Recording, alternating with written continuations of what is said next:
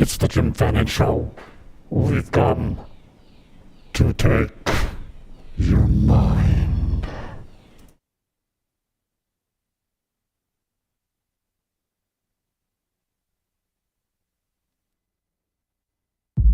Am I still on?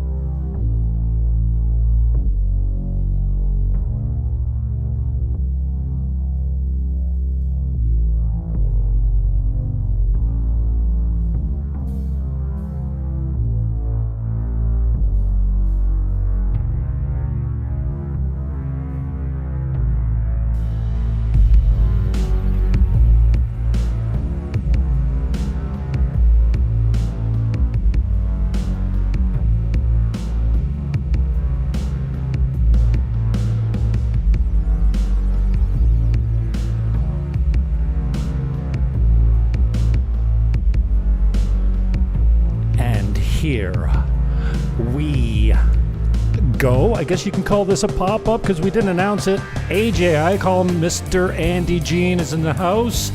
The links are in the show description. Buckle up and welcome aboard. Oh yeah. Thank you.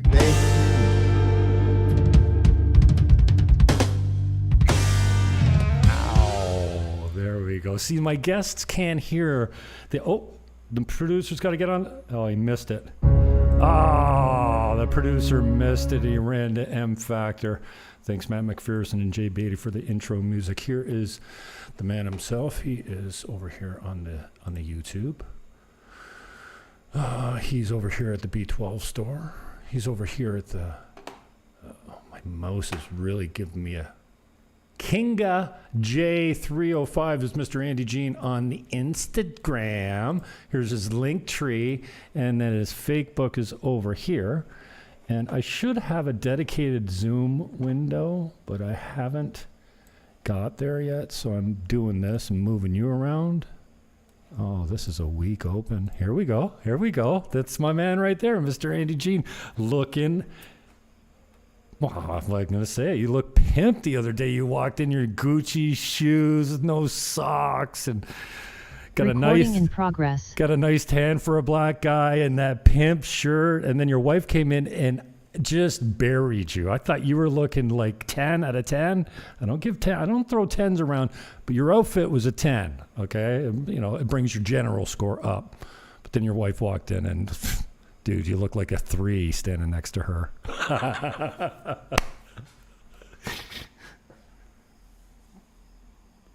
Oh, you're on mute still, bro. Absolutely. There you go. No, I'm just absorbing it in. Right? It's just my reality, right, Jim? Thank you very much for that solid 3. Yeah, I'll take that anytime when I'm next to my wife. Yeah. Absolutely, man. She's just, she's definitely a breath of fresh air for me. And she definitely makes me look good. So thanks, man, for that intro. What's up, man? We're just killing it. It was good to see you in the office today. I'm not spending a whole lot of time there because, I mean, it's a social hub. Like, there's so many people that walk through that place, you know, and I can't wait till we open our next office and we've got, like, dedicated booths where we can go and, be private and have conversations. Because in there, it's a big room, right? And you get a couple people talking in there, and it's just it's becoming mayhem. Call it what it is. It's crazy. I love it. And broadcasting from there was mayhem. awesome because people would walk in on me as I was broadcasting. I either cut the feed or whatever, but I tried to keep them off the camera. So it's good to have you back. I know you spent some time back in the States again. So I know we've gone through this before, but this is kind of a second time around for us. And I think it's important, especially with you in kind of a transition and still on the same road that you've been on for a long time. Just take as long as you need. I'm going to put you on full screen and mute my video and take as long as you need to tell us about who you are, how you got here maybe, you know, where you come from. Give us some family background. Like, you know, we want to know like the stock that you come from and then, and why you doing this, man? Why you here? And what's up, man? You tell me everything. Go as long as you want, man. More of you and less of me is a good Jim Fannin show always. So you just hit it, my boy. Well, thank you, Jim. Thank you, Jim. Now, first and foremost, I wanna extend my appreciation to your listeners, your audience, also my friends and family that is watching. I want to say thank you for even having a platform to be able to speak on little old me, right? Who's Andy Jean, right? Me personally, I could tell you, born in the islands, Bahamas. I would say I'm an island boy, so I'm used to fishing my own food and climbing trees and drinking coconut. Every time you say island boy, I hear those two who got island boy. Oh, no. That's who I hear right away as soon as you say island boy. That's island experiment right there. No, definitely not different. And also, I must admit that, I was able to start off in the Bahamas, and I would say I migrated to the United States of America and finished my education and, attended school there. And I would say that definitely propelled me into entrepreneurism. But who I am, I have a mom and dad who loves me to death. Not the most educated folks.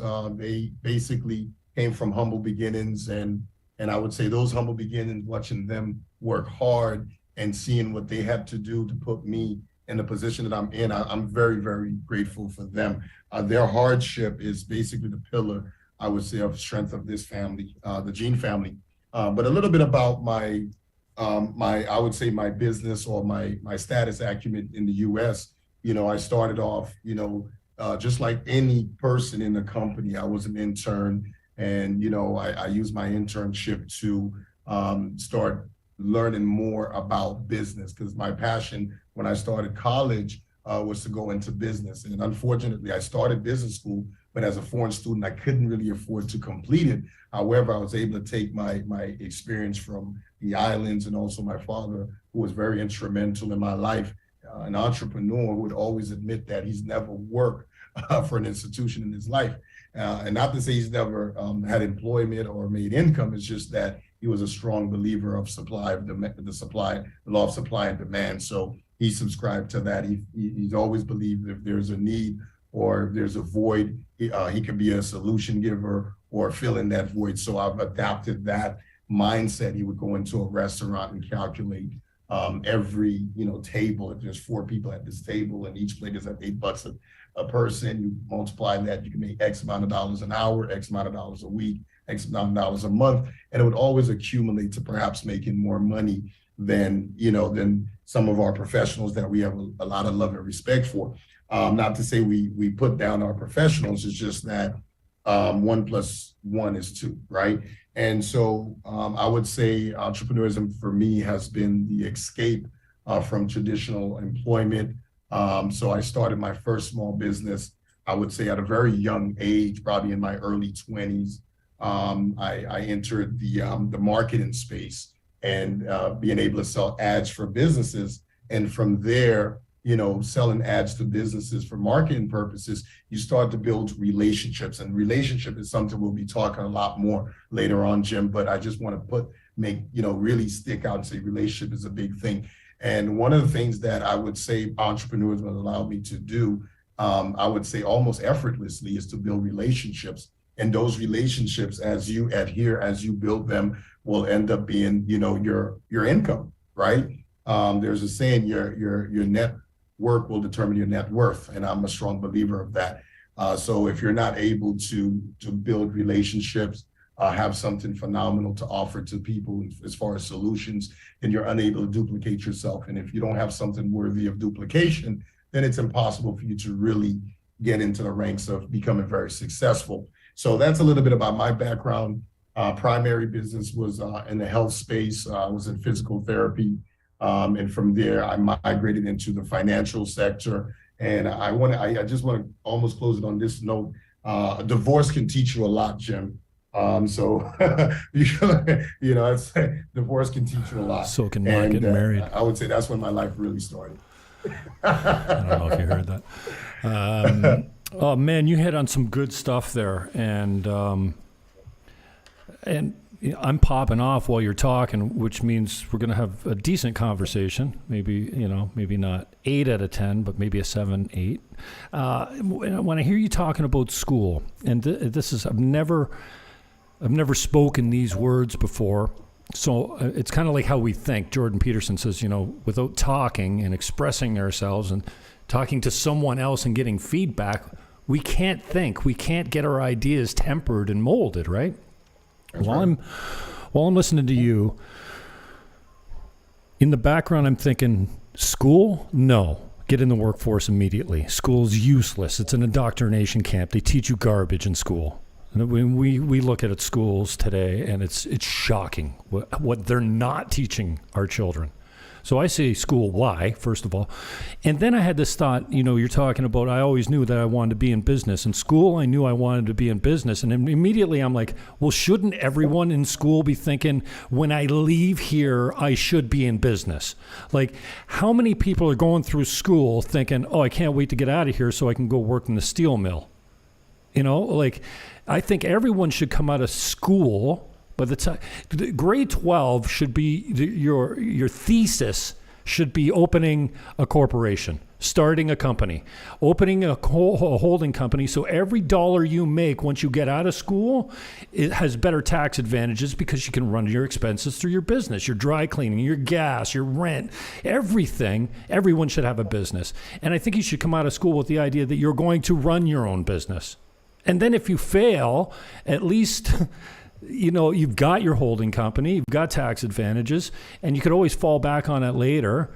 And if you have to go to work for someone else, at least you've got the experience. At least you tried to make it on your own first. We don't coach in entrepreneurship enough. And I heard you say that a couple times, and it just rang my bell.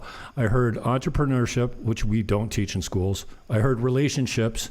That usually should come from the family, how to treat people, how important are the relationships in your life. And then in business, I want to deal with everyone, and I want to be known as a guy that has integrity, that shows up on time with no excuses. It wasn't my kids. No, you didn't leave the house early enough. Like, I remember my first real estate appointment, and I'm there 20 after 1 for a 1 o'clock appointment, and I'm burning mad. Right? It's 20 minutes out of my time. My time is valuable, and I thought, I'll never do this to my client. I'll never make anyone wait for me like this, because I don't want to start off shaking somebody's hand and they're already on fire for me because, I'm always late. Well, not with me, you're not, or we're not doing business. So integrity, number one. And then if you can't be of service, like serve in the traditional, I don't know, I hate to say this, but in the Christian way, you know what I mean? Like, serve your fellow man, whether you're getting paid or not.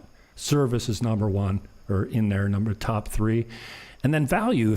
Anything that you do, if you bring value to the table, you will get paid. Not only will you get paid well. And that kind of speaks to my lack of monetization in my YouTube channel and doing interviews like this, because I guess I'm not providing value. If I was, then I would be at a different level. I'm not saying it's in the cards for me or whatever. I'm concentrating on real estate down here. So I said a lot there, but you get where I'm going. Just give me your thoughts on what we're doing to our kids in school, how we're not preparing them for reality. How, could we teach them Think and Grow Rich before they leave high school, please? It's pretty simple. I could teach the course. I don't follow the, I'm really bad at applying it in my life. My discipline has something to be desired, but could we at least get them to run through Napoleon Hill, the greatest book ever written? Like the most important, beside the Bible, it's the most important book ever for getting along in life. Okay, I said enough. I have a little gift for you. It's so funny because I had an opportunity less than a month ago to interview the new president of the Think and Grow Rich fan club, basically, the Institute. Where is he? Napoleon Hill, of course. He's I have a little gift. As a matter of fact, I have a special copy of Napoleon Hill's private and personal article. Set me up with that interview. Satoshi. I want that.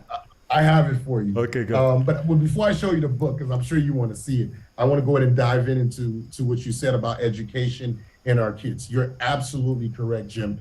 That's one of the foundational things that I think that has been missing in the school. And I'm not going to jump into the politics, but there's a gentleman who runs the state in which I'm in, the state of Florida, Mr. DeSantis. And one of the things that I must say that I really appreciate he did recently is before you finish high school, he wants to make sure that you have some certification in budgeting, understanding financials, and of course, understanding credit, right? And if you look at business, and we're going to jump into finances in a few, you're going to see how important learning financials is important, right, for your personal. And like you said, if you were to go into business, understanding the advantages of deductions, write-offs, being able to operate under the umbrella of a company and still be able to be yourself and be very profitable. Also, you know, one of the things the state of Florida now is going to implement is you understand the power of credit. None of those are taught in the public school system. Even in private schools, you're not taught this. If you're not lucky to have parents like mine, or you've raised in an environment where perhaps survival had to become second nature, then guess what? You wouldn't know anything about it. So imagine you go into the world without armored of financials, not armored in understanding. Like if I buy this for $1, I can sell it for $1.20. If I'd sell 10 of those, I just made $2 and keep that system going. So you're absolutely right.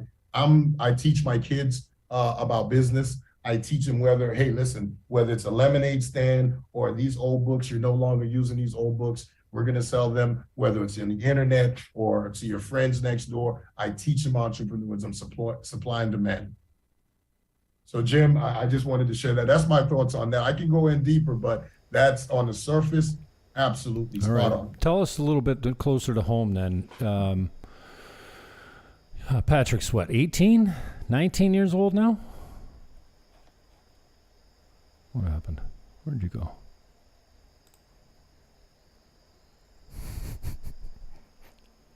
What happened?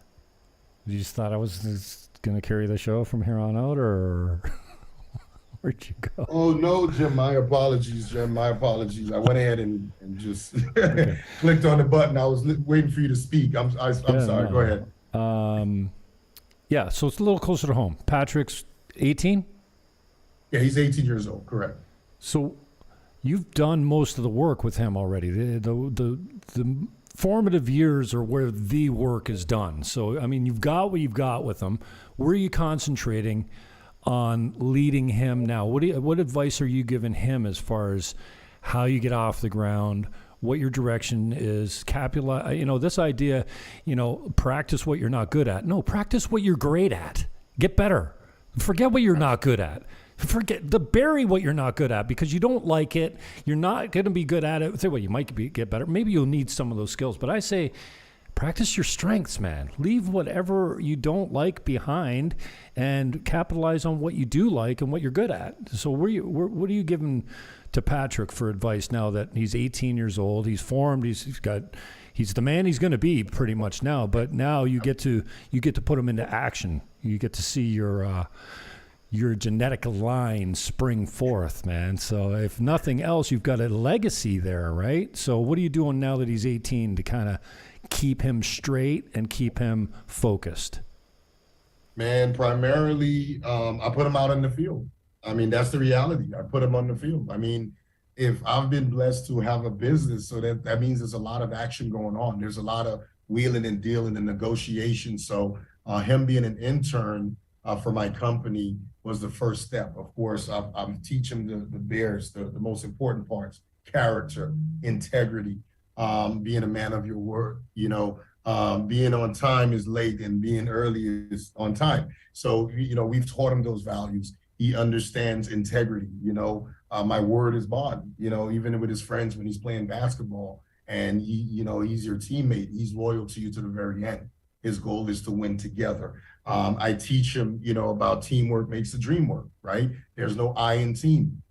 He's understanding the basics that even though you yourself as an individual, you're a talent, but guess what? When you work with others, when you have a team, you're able to just move mountains. So he's learning how to work with others. So he's not an individual. He doesn't operate with individualism. He operates in unity. And I would say last but not least, but having some sort of a faith. I'm not going to say that we're highly religious, but having faith in yourself, right? If there's a higher being and you're a figment of that being, then therefore you yourself is special. So look at yourself into the mirror and fall in love with yourself as well, not the world. Because if you're not in love with yourself, then you're not going to like what it is you put out there. So those are the three things in which I really stick to him day to day. And as he's forming and building his own character, it seems that he's just naturally learned the order of business. Yeah. Cool, man. How do you, with their natural especially men, I know, oh God, it's so controversial to say men and women are different. Hello. We have this underlying commitment to aiming down, to self-sabotage, like to just, I got nothing to do tomorrow. Let's have a few drinks. And then you feel like how are you handling him in the department of, he's young, impressionable mind still, he could very easily just say, I'm going to spin over here for a second and try this little thing out, and then it leads to nothing but hell later. So how are you keeping him on the path? Well, for me, it's not hard at all. I mean, one thing about, and it's like you said, if it's controversial to say men, then one thing we can also say is men are natural, competitors. And, in some capacity, we want to win. We want to be acclimated. We want to be, receive the accolades for our work. And my son, I've always put forth to him, these are the rewards, for, doing this, right? And if you want to have a car, it's one thing you like nice cars. Dad may get you a Humpty because that's what I'm ready to give you. But if you're saying you want something really, really swagged out, then, you may want to go ahead and get your own job and contribute towards what Dad is doing. Mm-hmm. You put that together and you get your swag out vehicle. So now you learn the feeling of working for what you want. So these are key things that we've set forth. And another thing too, just like I was telling you earlier, this is the book I was telling you about. This is part of the Napoleon Hill archive. Dude, okay? Do you just happen to have that handy tonight? Or is it on your desk?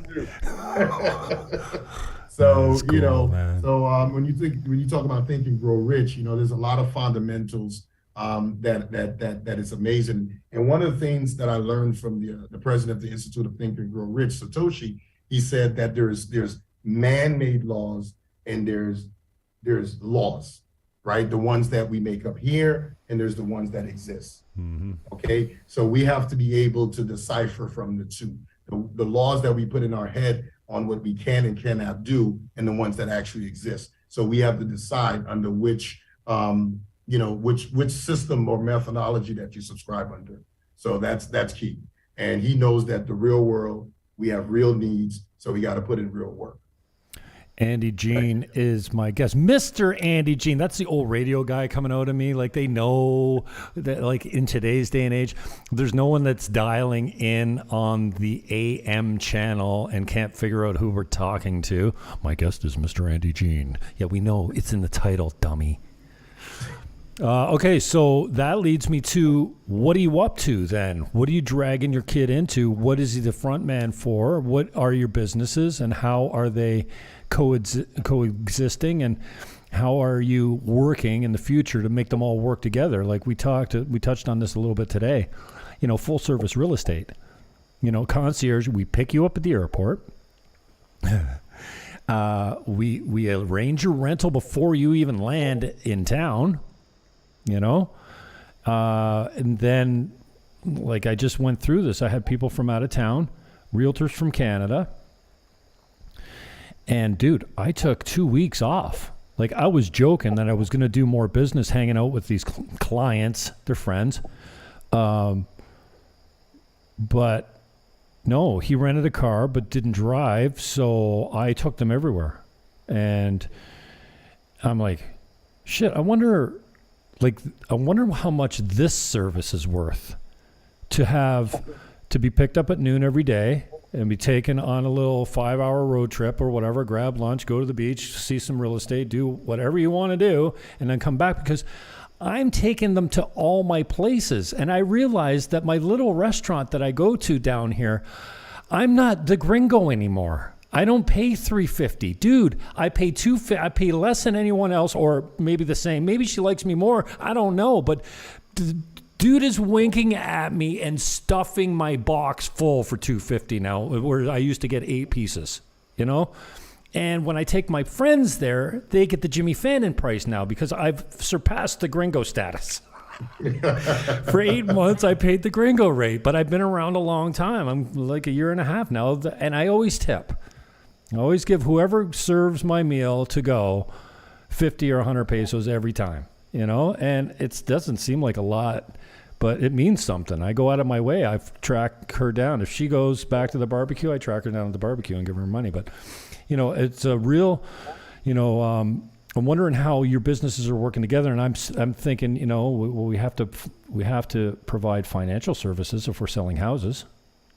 And I know you got a totally different network. Mine used to include hemp oil. I haven't figured out how I'm going to bring hemp oil to Dominican Republic, but Nature's Hemp was me 25 years ago, before anyone knew what an essential fatty acid was, an omega. Now and my dream was always to make an EFA and a CBD blend, because they're both in the States. They're both.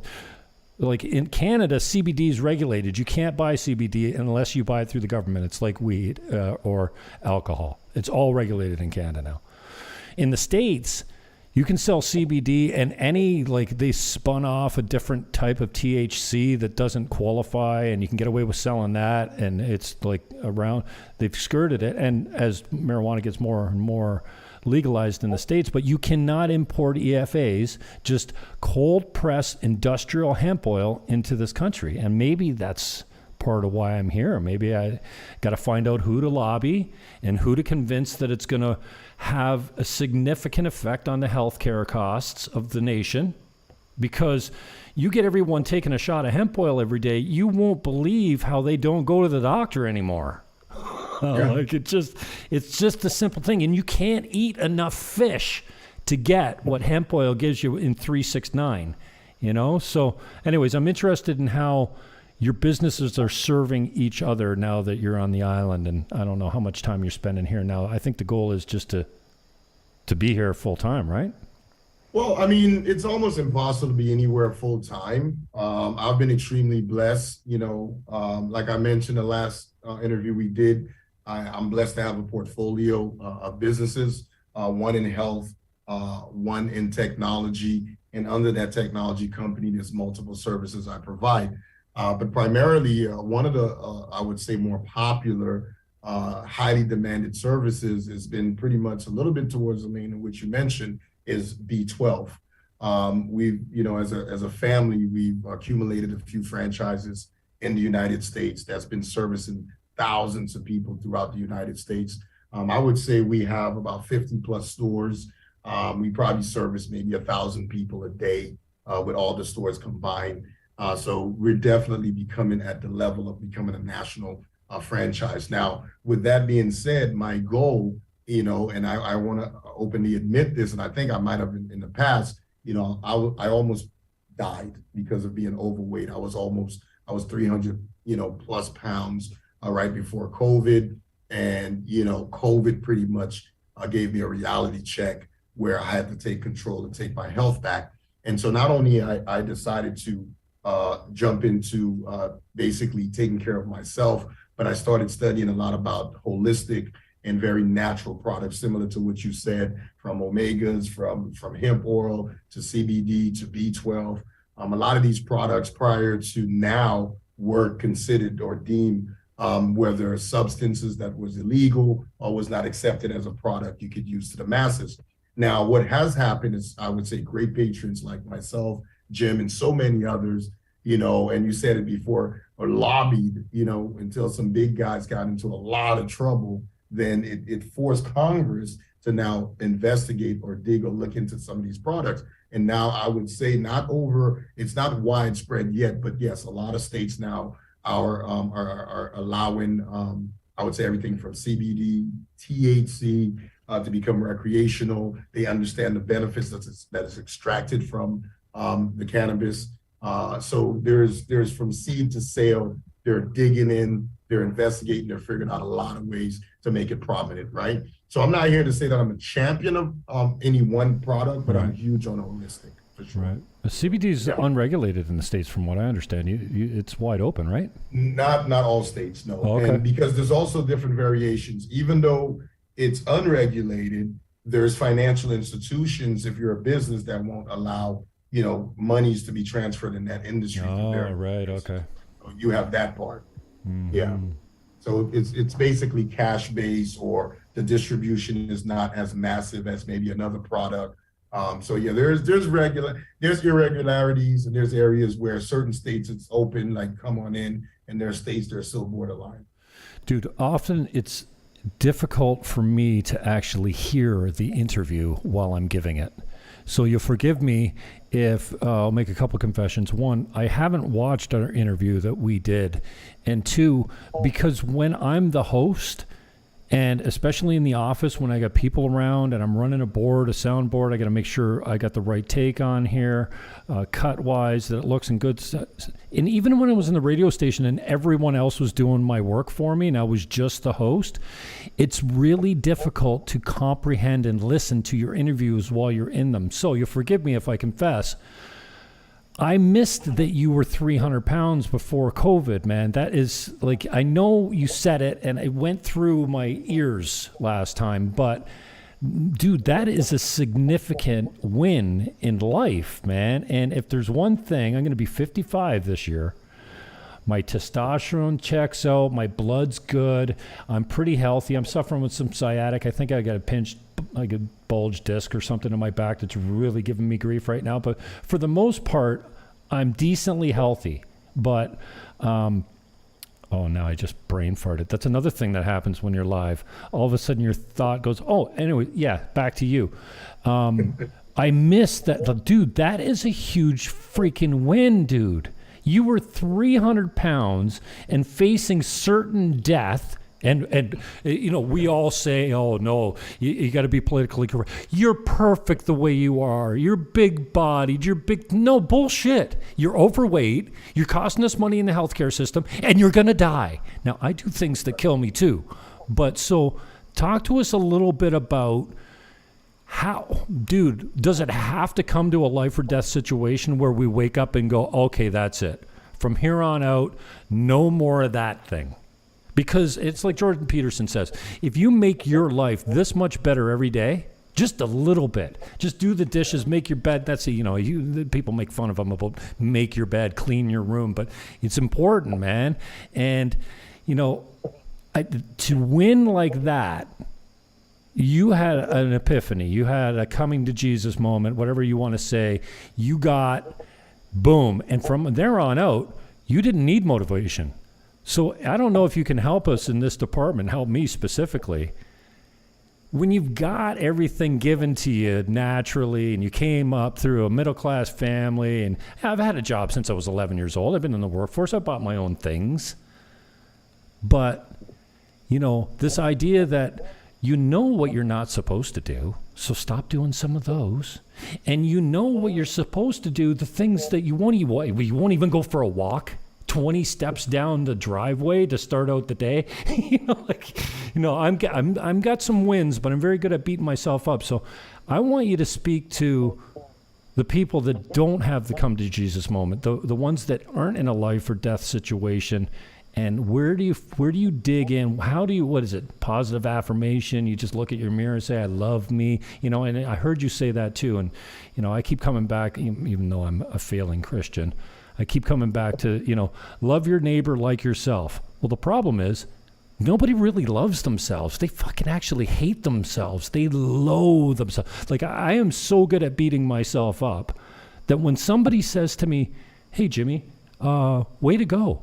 Hey, you're good at that, eh? Keep going. I'm like, what? My buddy of mine said to me years ago, he's like, Jimmy, why do I feel like a little encouragement with you goes a long way? I go, oh, you think? So I appreciate your thoughts on talking to the people, the guys like me that could be doing so much more, and they're not in that life and death situation where they're 300 pounds.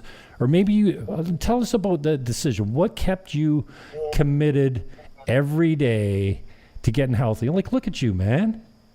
You're a beautiful Jim, human man, and that's a huge up, win, man. I'm proud of you. Thank you. I appreciate it. And I could tell you, I could probably point out three very important things that definitely sparked that motivation. Primarily, when God have blessed you where you are making strides in life and you see that your work is coming to fruition, and then now you look at your health can be the factor to perhaps take you away from enjoying that, right?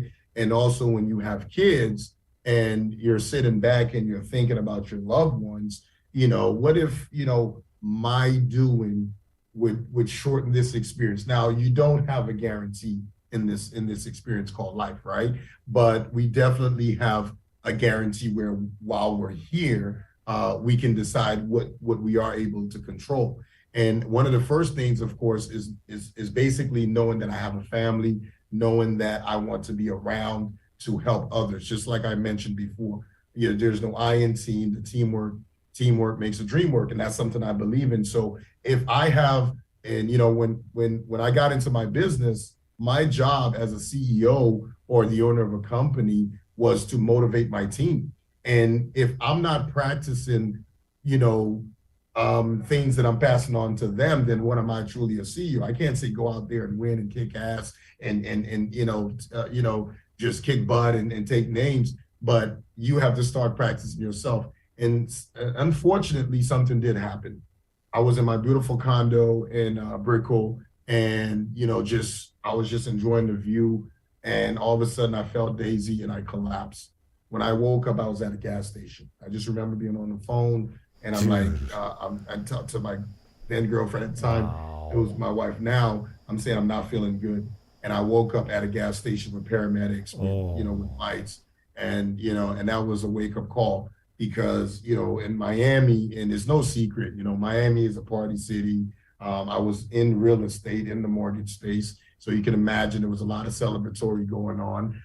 So there was always the South Beach, meet me at the spot, and it's a few drinks, it's good food. And, that can drag you into a space where you end up with the paramedics. So that was my wake-up call. Yeah, that was my wake-up call. Okay. And I would say that motivated me to at least, I would just want to end it with this part. That sparked me to go to the doctors. I was recommended to go to a cardiologist, of course, where they recommended what they call a stress test and the carotid IMT to check my arteries to see, where I was in life. And, I have to say to my excitement, they said I was okay. However, right, there was no permanent damage in my heart, my lungs, or anything of such. It's just that I needed to lose weight. Wow. And he's like, or you die. Dude, that is a great story. We're going somewhere here tonight. You know what? I prepared you for what this might look like, because when I do this, I'm never really on camera, right? You're on camera, but I didn't prepare you for hanging my earphones on the mic and running off the screen and then coming back with a big smile on my face going, so way to hold your composure through that shenanigans in the background. Nobody saw that, but way to go, man. So you just tell us more about your Dominican travel and what, dude, I came here 30 years ago, stayed at Casa Marina. I told this story before, but I think it was maybe Casino Chiquita, whatever. I rented a bike. An enduro, like a dirt bike, I don't know, a 125 or whatever.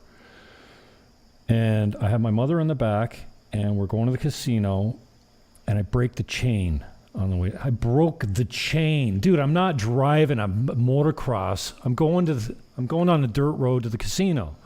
The chain broke. I'm in the middle of what I feel is nowhere in a foreign country with a broken chain with my mom. And this kid comes along, and dude, with literal sticks and stones, the kid takes a link out, masters a link, gets the chain together, gets the chain on the sprocket, and gets me rolling.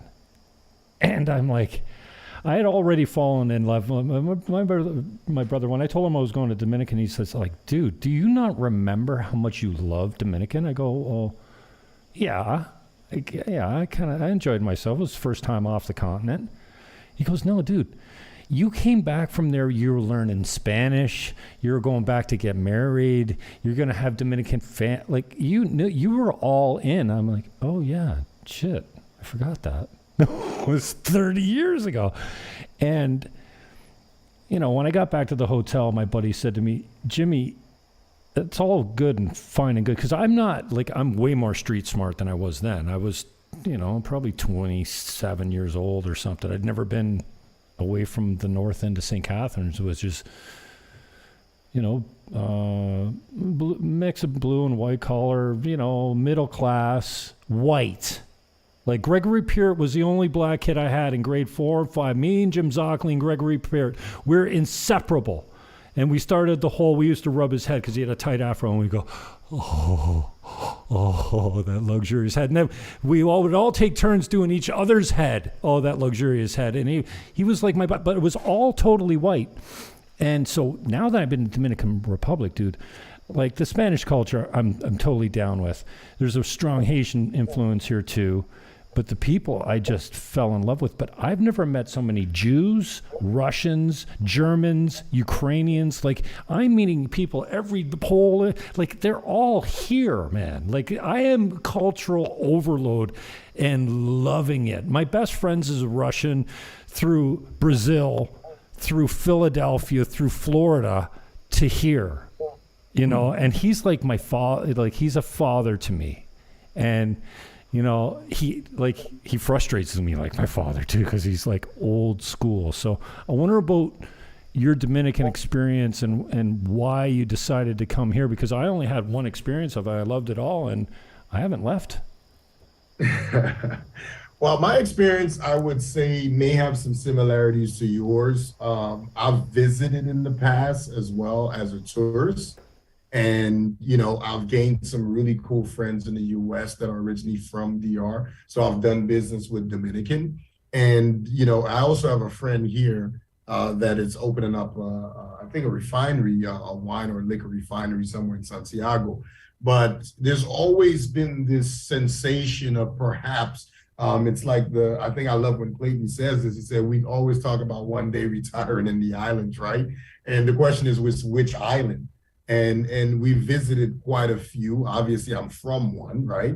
So you would think I would go back to the Bahamas and retire. The irony of that is I love the Bahamas, right? But the beauty about just being who we are as humans is, again, it goes back to enjoying the human experience. We get to have options, right? To, go into America, which is an original melting pot, and meet people from all variety of life. And I come here to Dominican Republic, same thing. I thought it was going to be just this direction. No, I've met, similar to you, I've met phenomenal Dominicans. I have to admit, I've never seen a group of people with such servitude, with such love and passion for their willingness country. to help. Everyone, oh, yes. Especially the men. And these men, I drive by these men all the time. I swear they're laughing at me. And they don't take antidepressants down here. There's no opioids. There's no drug addiction. They're rum, but you swear they're on Zoloft to 20 milligrams every morning because they smile at you for no reason. I had a guy drive by me today, and I said good morning to a girl today in Spanish, and she laughed at me, like she was so happy to. Well, I don't know. She was laughing, saying, oh, "It's cute, hola." It's so cute. Like, I don't know. The people, especially the men. The men have these smiles that just light up the street, man. That's one thing I really enjoy about this place. No, I mean, I've experienced the same thing. I've seen it with the I would say the service-based businesses. I would say the customer service is second to none. I've seen it with the hospitality, when you go to the beaches, you see the same thing, and it's not forced. That's something that I must say, Jim, that's amazing. It doesn't look forced. It looks second nature. It's, because I have to admit to you, I've been in corporate America, and you can tell when somebody is shit laughing you, right? When they're fake, smiling and showing that the exciting life is good. No. But I have to admit, there are attributes outside of what you're seeing that that are telltales, right? I mean, beautiful weather, right? You wake up in a place where, you can hear perhaps animals in which we've probably only seen in books when we were in school, like literally exist, right? That connection with nature, the weather, and just that family. And I must say, goes back, family is a big thing here.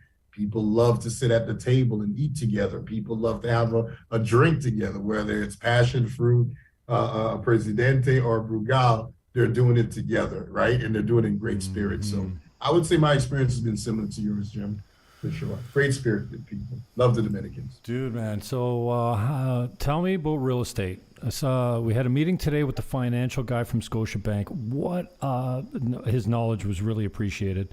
And you know what else I appreciate is, dude, normally when I do these interviews past June, I have to close the windows and doors for hours before I do an interview. Otherwise, I'm just soaking, drenched with sweat. Today, the doors and windows are open. I just turned the ceiling fan on. It gets hot down here in the summer, man, but there's a lot to take for granted. You know, on my Christian men's group, actually, I was on a separate prayer group today, and they're like, Jim, holy cow, it's been a long time, you know, like Dominican Republic. But I even made the prayer this morning. I know our friends in the Dominican Republic, you know, and I'm like, you tell us, like, how is it, man? I go, 85 and sunny every day. And there's, you know, it's a video call, it's Zoom, right? So they're just, I'm like, well, you know, like, I never thought my whole existence, this was my brother's existence. He's a South Beach guy. He goes to Florida or Miami or even California, and he just picks up waiting tables, or he lands in town next, you know, in 2 weeks he's managing a Jewish kosher restaurant, you know, like seriously, he's an industry guy from Miami. Oh yeah, he's just a total industry guy, and he's like, I got to get out of here. I can't do winters here, and I never wanted to leave my country. I wasn't the guy. I wasn't the world traveler. But here I am, and it's so easy to take all that stuff for granted. The beach is right there. The water's 78 degrees all the time. The sun's always out. And I treat it like Niagara Falls because I've been there, you know, the beach, whatever.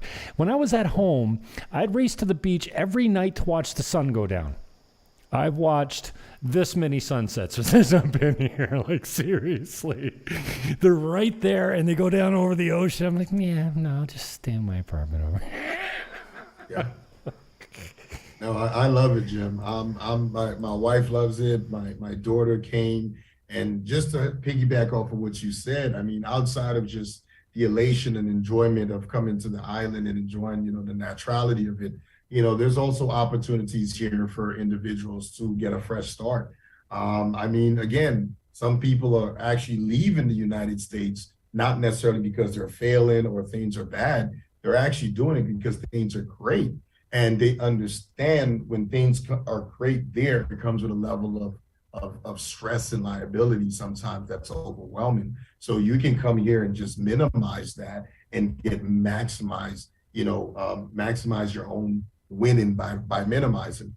I would say, I mean, we had an opportunity to speak from, I think, a very high level personnel from Scotiabank, who has given us some information, I think, for those who are listening, who wants to come here to the Dominican Republic and gain residence. There's opportunity for financing, low cost by entry, and, you know, become a resident and be a part of this or enjoy this paradise. I'm excited about that, Jim, a lot. And I think there's a couple projects in the pipeline too. I think we have Viva Street that's coming soon, where there's going to be a uniform system where when you come here, like you said in the beginning, you know, you're getting the VIP service, the welcome, you know, the VIP service, the red carpet is being rolled out for you, from picking you up from the airport to making sure you have fruits and maybe a glass of wine at your residence when you arrive, and just being able to soak in all that natural, organic experience that perhaps you probably wouldn't be able to enjoy elsewhere, and especially not at the cost that you are able to do it here. So yeah, I would say the transition's been amazing, Jim. You know, I love it, you know, thus far. You know, I love the fact that I can walk 5 minutes to the beach. I love the fact that I can look out the window and the sun is shining. I can, you know, these are just great things, but again, it can be done. So it's not far-fetched anymore. It's not a dream for the elite. It's anyone's, you know, choice now to say, I want a piece of this paradise. Maurizio, is that his name? He's a, I think it's Dennis So now because you We started just, off- sorry, we Denicio, just Denicio. murdered your name. It's- Okay, sir? Yeah, we apologize. Here, it's right at the bottom of the email. Let's go through the rates. So, standard qualifying things apply. Okay, if Yes. you've got a Scotiabank account in Canada, because it doesn't exist in the States, that's a plus. You can move money from Scotiabank Canada to Scotiabank DR very easily. But when you're buying a property, that's usually done through wire transfer, which goes to, in my case, I use Guido. It goes to Guido's trust account in Florida, and then the money comes here. Financing up to 70%. And if it's not, it has to be your first home. Yes. Not- Yes.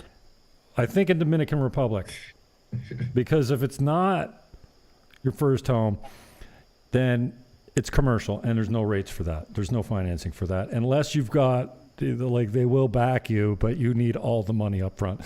Financing up to 70% lower value between the appraisal, which the buyer picks up, just like everywhere else. The buyer pays for the appraisal. He told me that the down here, different than Canada, the buyer, because he's paying for the appraisal, gets a copy of the appraisal. And I'm interested in this, okay? Down here, everyone talks about net, the seller's net. No one says, I want to list my house for $269, take your 10%. They say, I want $269 in my pocket. You put your commission on top of that. That's weird to me. But I would love to know how working the system with finances works down here, because it's the same as Canada. Let's say you know the buyer or the seller. The buyer and the seller know each other, and they've already agreed to $200,000, let's say, right?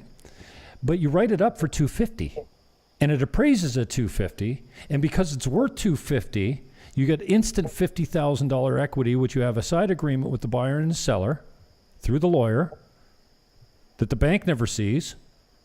A side agreement to kick 50 grand back to the buyer on closing. So the 50 grand that you would need to close it is already there as far as the bank's concerned. As far as the seller's concerned, he only wants to net 200, so he's getting paid an extra 50, so he's got a side agreement to give you 50 back. So when it closes, technically you should have 50K as a credit either at the lawyer or in your bank account. That's bank fraud. So you don't do that. But I mean, when they talk to you down here, they say, if you have another Dominican Republic property, don't use it as your assets, because we don't want to know about it. All we want to know is that you're going to live there. So you tell them, I'm going to live there. It's my first house. So 70%, I've said a lot there and talked myself into coaching my clients into mortgage fraud. No, there's excellent interest rates. It's a 25-year scenarios. AM, and this is what they call a fixed rate. Like I said, well, what's your 5-year fixed rate? Well, here's your 5-year fixed rate. 4.75 for the first year, 5.75 fixed for 3 years. Oh, maybe I read this wrong. 4.75 fixed for a year, 5.75 for 3, and 6.5 for 5. So am I reading that it's 4.75 for the first year, and for the from year 2 and 3 you're 5.75, and then 4 and 5 you're 6.5? Am I right with that? Okay, right here, just to make sure I'm giving the accurate information. I'm on the same page. Dude, And don't those even 4 worry. If we massacre everything, we'll do another show and clean it up. It's okay. It's okay to be wrong. All right. But I prefer All not right. to be. But that's what I'm reading. I'm reading financing up to 70% I'll make a few important points in addition to that. I just want to make, because we got to factor in the 3 C's, right? It's cash, credit, collateral, right? These Yeah. usually the 3 things that they're looking for. In this case, we wanted to find out, can we have become a bridge for those who don't have 300,000-400,000 lying around, correct? That's why we're even talking about this. Well, what we're telling everyone is back home, if you have equity that's not liquid, refinance it and make that liquid so you can move it. And That's just right. take some of it and put it down here. Yeah. because You can park some of that money here and build equity like overnight, basically. and instant Um, income. Yeah. I Off, want to also off. mention the fact that, you also, they want the credit. I mean, after speaking, this credit scores can be at 660 if you're in America and 680 if you're in Canada. That's important. The income they're verifying, of course, is through your job. They accept Yeah, self-employment. all the mortgage requirements, you got to do the same thing. Your T4s, your bank statements if you're self-employed, a letter of employment that's current, 6 months pay. It's all the same. Assets, liabilities. It's no different than any other bank you've ever been to, which is surprising because Yes. we're in the Dominican Republic. But it's so, it takes you maximum 72 hours to get pre-qualified. So they take a look at all your stuff and then they come back to you and say, okay, well, we'll give you 400 Gs. Gotcha. So There all you go. that's the I like same it. as anywhere we've So ever it's worked very before. easy. It's very easy. Mhm. It's very easy. I mean, at least from what I'm seeing here and what we spoke about is just check the credit, check the boom, boom. You're pre-qualified. I'm quite sure you can satisfy the remainder of the conditions and within a really quick time frame and go straight to closing and move in, or at least. Yeah, what I want to know is how do you get around, like down here there's no, like, it's so uncommon to put a financing clause in your condition, in your offer, that I'm kind of, that's one thing I didn't ask him today is, okay, so you get pre-qualified, but that's not a letter of commitment against the property. Now you need an offer in place and you need an appraisal on the property.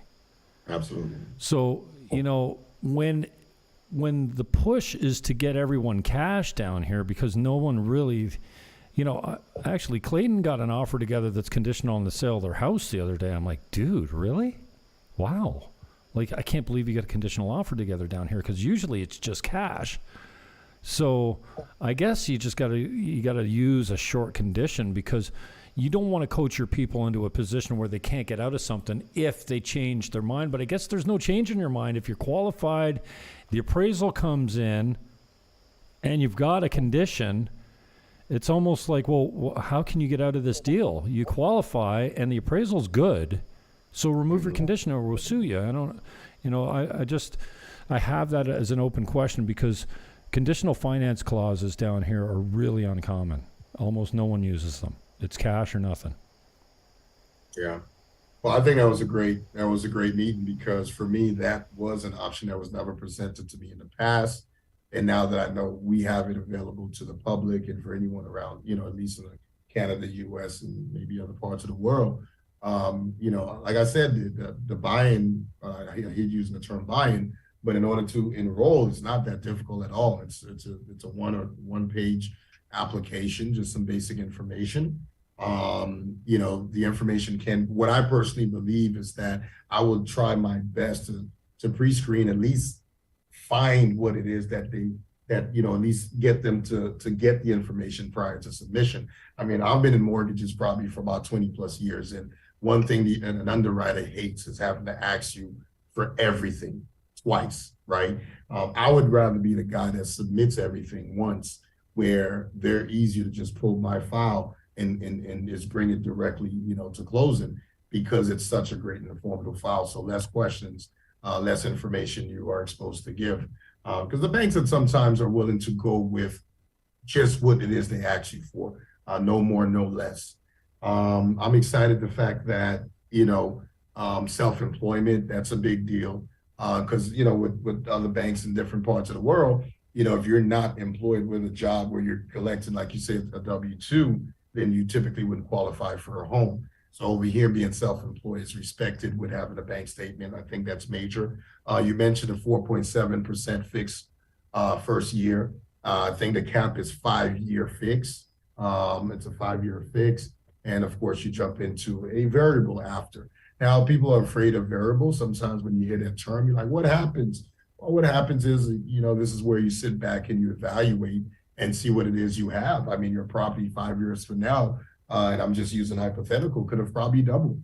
So now you're basically back in the game, whether you took the property primarily for your first residence per se. Have you been using the property to generate income? Okay, so maybe you've been beating on that horse, and it's been, giving you some good some good revenue. So I think just merely positioning yourself, whether you are a person with cash on hand or someone that needs a little bit of assistance to back you up. I think with this market, the direction this market is going, with all the great projects in the surrounding area, I think that it's a slam dunk. I kid you not. I'm not one to really emphasize how solid someone investment can be in anywhere, but I have to admit in DR, I have to tell you, man, I really feel solid. I back it up. I put my name behind it. The company in which I'm with, which is Viva Dominican, has been proven that properties can be sold to the right folks at the right price. And if push comes to shove, we're able to assist you to go to the finish line. So yeah, I think, Jim, we're on the right track. Me personally, as a new agent on the team, my experience of going back 25 years in mortgages and real estate. So now I'm feeling that the playing field is being leveled. So it's not just directed to folks with money, but everybody can get a chance to be a part of this paradise.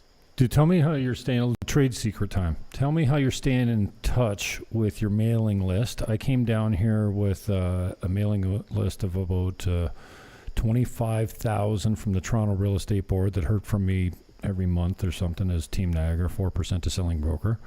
And then another 8,000 on my contact list, another 1,000 agents in the Niagara Association of Realtors. And my Toronto list is garbage. My 8,000 Google contacts is too dirty. I got to get cleaned up and nobody will take it because it bounces too much. How are you staying in front of people? How are you contacting your mailing list to let them know, here's where I'm at, here's what I'm doing, call me now? Because people that trust you for the B12 shot are going to trust you to find them a home. So you've already built a trust with these guys. How are you letting them know you're here and what you've got?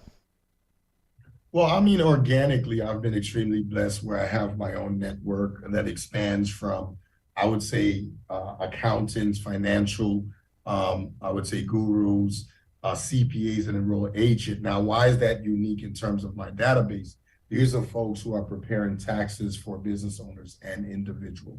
So that's kind of a way we're able to, because one of the questionnaires that they all have to ask is, you have capital gain, what are you doing with it next? Right. So the answer could quite frankly be investment into, maybe Dominican Republic, or parking your money somewhere your money could generate revenue for you. But I would say right now, on my Instagram, I carry over 10,000 followers. I have a couple other networks. I have my personal tribe. Shout out to Epic Talks, South Beach, Miami. Our tribe is growing from, we started off at 50, maybe right around COVID. Now we're at 100 plus members strong, all business owners, Nice. all, earning seven figures. Nice. So, those are some guys who are coming down here to visit. So you're going to meet the rest of the tribe. Nice. Litz, Brett, all these guys, they're coming down to DR and hang out with us. So, yeah. So I would say I'm very direct right now in terms of my business acumen and status. Now, do we have what we call a mailing list outside of that, just a generic list? We do. We can buy them. But, I'm a big fan of working the people that I have in front of me first, taking care of my friends, taking care of my colleagues. It's unfortunate people aren't divorcing. And, and sometimes they need a fresh start. It's unfortunate that there are folks out there with money for potentially a second home. Not that I push that, but it's so many different ways, right? So, it's there for whomever, right? It's paradise for everyone. You know what? I love that you hit on the opportunity down here, and I've never seen so much opportunity. I can't stress how important that has been to me, because sometimes, like, if you're a welder, okay, there's not a lot of opportunity for you, but there's an opportunity to open a bar. There's an opportunity to have a rental income, a significant rental income with, a pretty small investment. Like, we're talking about, you can buy a pretty decent property for $300,000 here, financed at 70% with decent rates, that more than carries and puts positive cash flow in your pocket. So opportunities wide open down here. you know, if you're a server, there's a lot less tipping down here. It's not like back at home where you're making $1,000 a week in tips. It's a little different, but you can be a realtor. You could open B12 shot franchise or something. Like you can go in, and as long as you're not stealing business from a Dominican, you're good. They love you because you're employing Dominicans. But if you're taking work for them, you're not coming down here thinking you're going to drive taxi. Okay, that's not in it for you, dude. That's not your fucking area of expertise. Definitely not. But opportunity, I want to keep you on time, man. I've had you an hour already. Can you believe it's gone that quickly, man? Oh, big time! I love it, man. I mean, we're getting into the information. I mean, we're talking about what we like. This is what we do. Mm-hmm. Hey, I'm all for it, man. All right. So yeah, I'm fresh out, man. So where do you want to go from here? I was going to cut you loose, but like if you got more to hit, man, keep it coming because I mean, you know, what I appreciate with the conversation with you is that I'm getting stuff all the time. Like in your open, I was like, well, shouldn't you come out of business? Shouldn't you come out of grade 12 with a business? Like a corporation, like a shell company or a holding company? Like we know the benefits. Like, and so I appreciate good conversations because while you're talking, I'm getting stuff that I haven't even like articulated or put out there before. And this is kind of how we think, right? We put it out there and they're like, yeah, Jimmy, it sounds good, but no. And we're not teaching our kids to come out of grade 12 and do a thesis in a numbered company. Well, why not? Tell me why, you know, like, because I think it's a damn good idea. So tell me why you don't think that's a good idea. So my mother took B12 shots. It was part of, I think she went through Atkins diet. Is that the protein diet where they fill you full of B12? Right? 90s, Yeah, I mean, my girlfriend used to... I was a little young when the Atkins was very, very popular. My girlfriend used to sneak B12 shots. I don't know why it was such a nefarious thing, but she was like, she went out of her way to hide that she was going to she was going to Atkins to get them, I think. And they're charging her like $90 a shot or something ridiculous. Yeah, it's still up there. And let me just hit you with something that's important. I've had a few of our really successful clients. The way I discovered B12 is so ironic because when I was at my biggest weight, you know, I went for a program, you're probably familiar with it, called the ACG, where you would take the shot in your stomach and you would have to eat about 500, just I couldn't do it. I'm a 6'4" guy and I can't 500 calories? 500 calories a day? And what they did, what the doctor at that time gave me was B12 pills to trick my mind into feeling it has energy just to go on, to sustain the 500 calories. And I said to myself, this is ridiculous. So if this is a B12 is giving me the energy, it increases my metabolism, I can actually increase my mobility and burn more calories and still be able to eat and lose weight. And that's why B12 was actually a vitamin that was kept, I would say, in the lock boxes of the doctors, and only a few had access to it because it was really considered back then before Congress jumped in, and it was almost illegal. Am I going to come out of this interview a B12 convert? You're not getting me on your damn shots, dude. Like, how many times do I got to take these shots? First of all, I freaking hate needles, okay? So I'm not putting them in myself. Well, maybe I could. You know, I have this thing about needles. I went to Gideon. You know, I've been really suffering with the sciatic, and he gave me some B12 shot in my ass. It's a thing, I don't know, anti-inflammatory. It's supposed to be good for pain and inflammation. Yeah. So my chiropractor, Mason, dude, I've never been adjusted like this guy. He's from California. He's a fucking gorilla. He throws me around that bed. Dude, he gives me traction on my legs. He pulls my ankles real hard. Like, he pops my hips. Like, dude is like, yeah. Anyways, Larry Mason, dude, $50 a crack. Anyways, he says, well, we'll try it out. Take it for 2 days in a row. So I go to Gideon. Gideon makes me bend over the table, draw my drawers. And after he's done, I can feel I'm going, oh, fuck. Yeah, I can feel I'm getting lightheaded, right? So when he's done, I pull out my drawers, I sit down in the chair, and I look up at him like this, right? And I know my face is green, right? And he says to me, "You want to lay down?" I'm like, yeah. I crawl onto his bed, and I'm like, okay. He says, just take your time. You big guys, but like you're all the same, like whatever. Yes. So I come back the next day, and I think her name is the receptionist.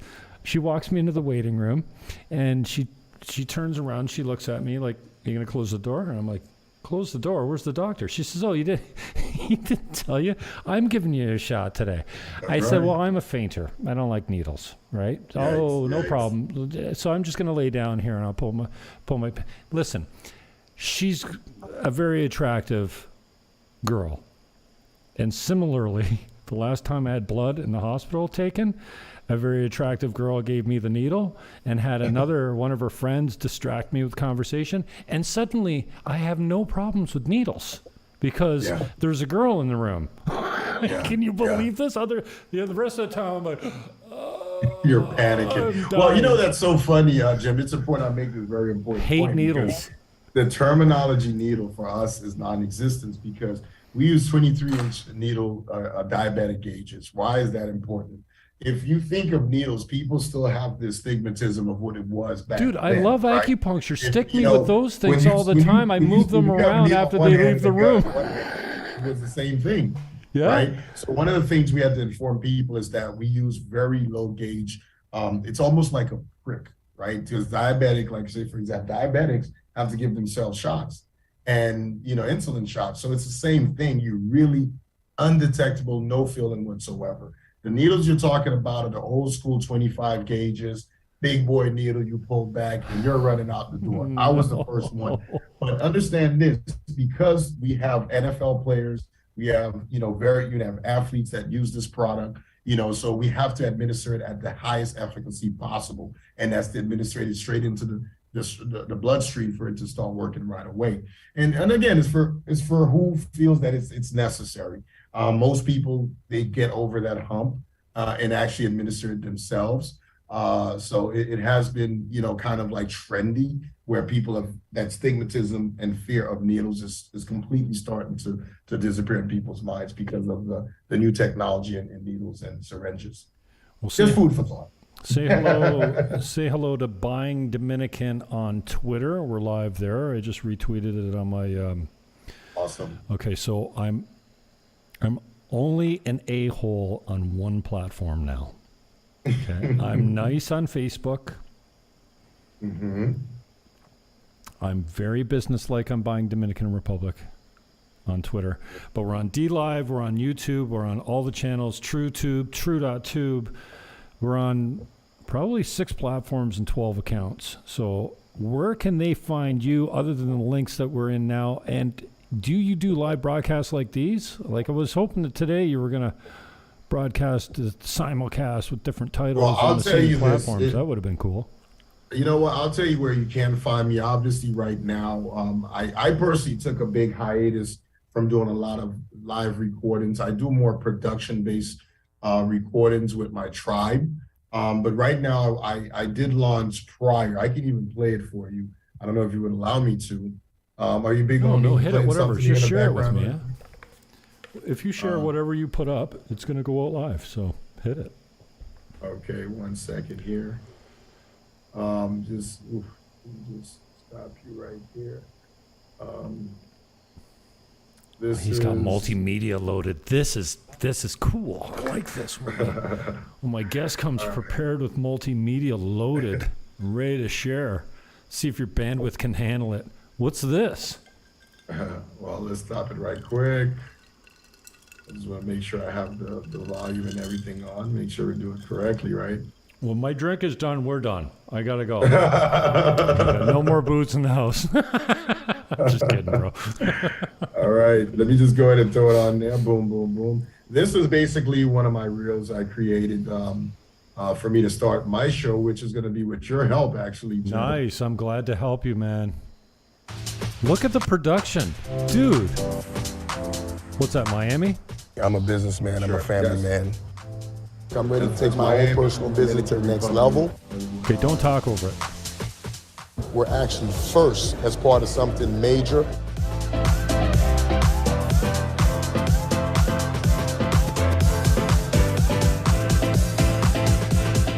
We're here to win with others together.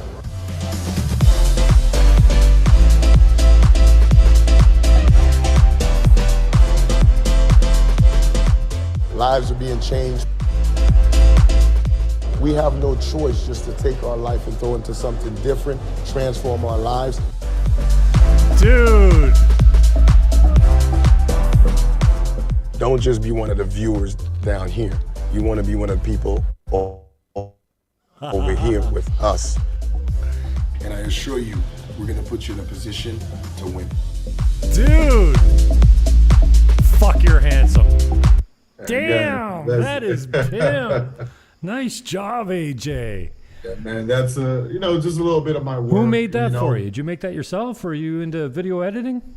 Well, yeah, I have a small production team that I work together with, so we do our own recording and we're gonna get along just fine. I need a pimp little intro like that. Yeah, I mean, that's what it's about. We have access to, I don't like to name drop or use cloud sometimes to promote myself, but we're very much plugged in and, all around the world, and we have folks who listen to us because our stories are so similar and it's not outside the box of what so many people are dealing with, whether it's the stress of work in the United States, a second chance, to start over, an opportunity. A lot of us are all on the same boat. It's just that they need a voice that connects with them. I had an opportunity to speak with Akon. I interviewed him. Damon John, I've interviewed him. Greg Cardone, his wife, Elena Cardone, multiple attorneys throughout South Florida, Ted Cruz, who's earned billions of dollars. I've traveled to Haiti, Bahamas, different parts in the U.S. just to inform people about the power of education, technology, and also trying entering new spaces instead of just staying in one place. So yeah, that's a little bit. I have a request. Gone till November, man. What's your problem? You want to interview someone? Gone till November. What? Hello? Call the mark, man. I love you, man. That's a great intro. And let me throw it out there because this has taken a back burner because since I've been in this country, I've been in survival mode every minute of the last year and a half. How am I going to make the next month? And some months are better than others, and I've had a couple sales here and there, but I'm not lighting the world on fire.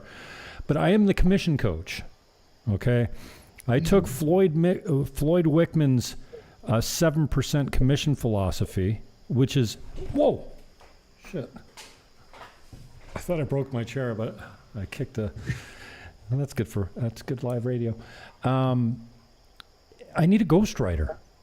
I've got the guts of the book, okay? Because I know it's a book now. I took, what I was going to do is do the commission coach. I'm just going to do 25-minute videos and teach you as an agent why you should get 7% commission instead of 4 with 2% to the selling broker. I offer 4% to the selling broker. When everyone else offers 2, guess who gets more showings and guess who gets better offers? I'm paying double the commission, dummies.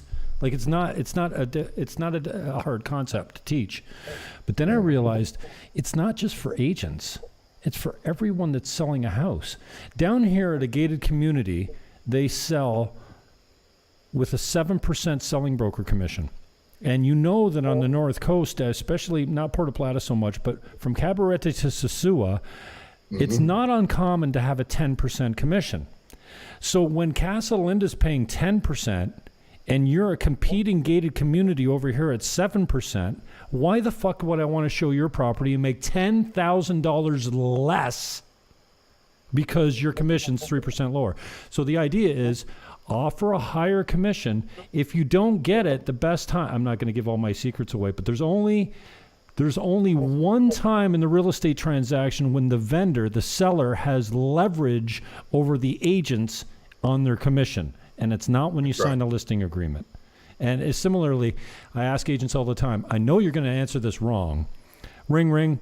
Duty agent. Yeah, I want to list my house. How much do you charge? Every real estate agent in North America, I would say 98.5% of those agents will answer that question incorrectly. And it's a simple answer. So I'm putting this out there. I put these 25-minute videos. So it was title, point. So I would, the title is called The Billy Factor.